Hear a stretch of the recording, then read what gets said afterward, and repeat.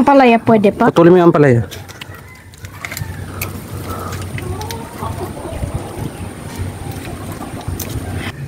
At ito guys, so yung mga gulay na in-harvest.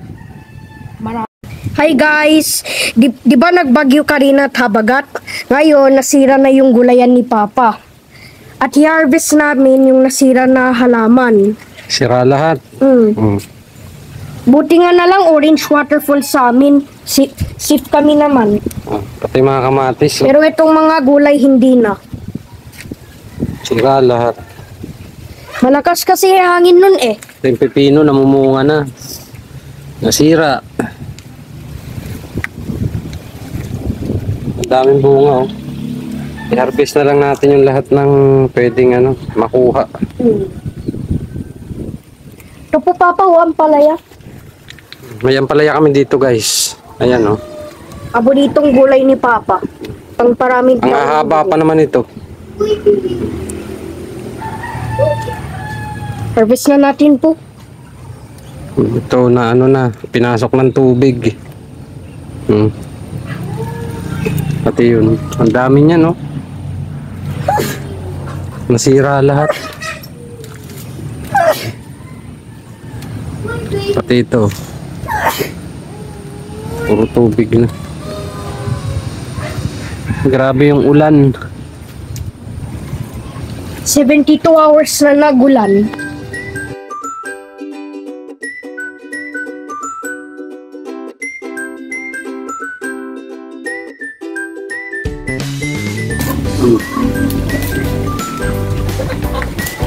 Harvest mo yan para seeds.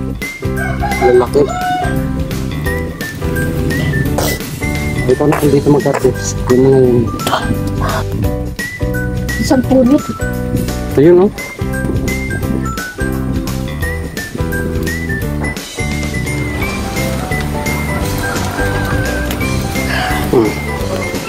Malit lang. Ito pa.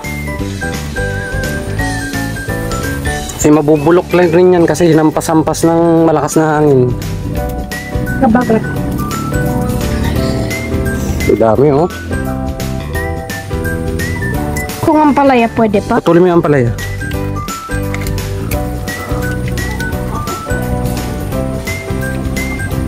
Isang ampalaya oh. Ito yung isang ampalaya.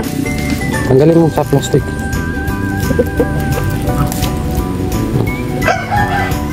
Okay oh.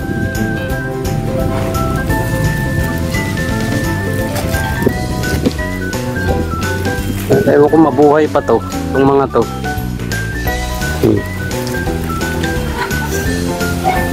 Masarap ito daw ampalaya na may itlog.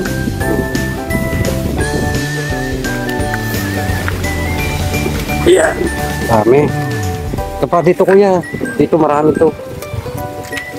Kunin mo na yan. Pamigay natin po Papa. Oo, pamigay. At saka kainin din. Oo. Yung isa pa.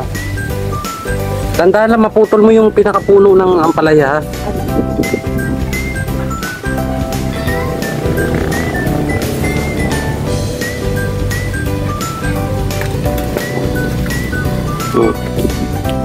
Dami guys oh. Hindi na kaya. Ito pa oh. Kunin mo na yan.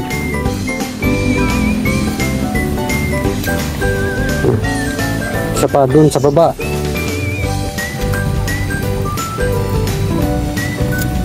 Yan. Okay na yan. Oh. Guys, ito ang aming harvest for today. Palaya at patola.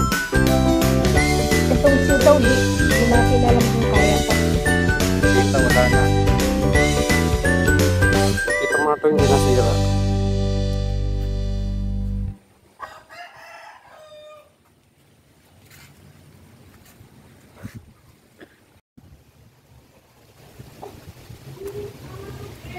Ito pa, maliit.